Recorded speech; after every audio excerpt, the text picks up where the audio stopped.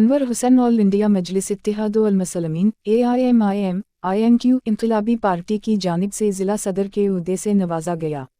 इस मौका पर पार्टी के रियासती सदर मोहम्मद ख्वाजा, ख़वातीन की सदर रफ़त जहां समेत पार्टी के दीगर ज़िम्मेदारान और कारकुनान भी मौजूद थे।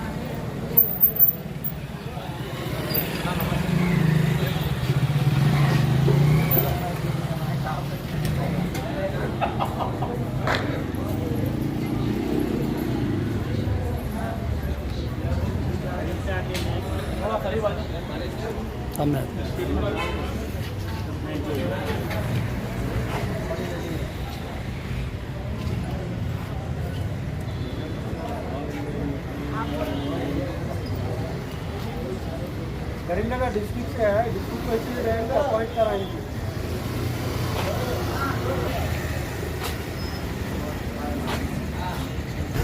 आज रिपब्लिक डे मौके पर अनवर हुसैन को हमारी पार्टी में all India Majlis Inquilabi Millat party में ज्वाइन कराएं as a position Karimnagar district president सब काम लेंगे।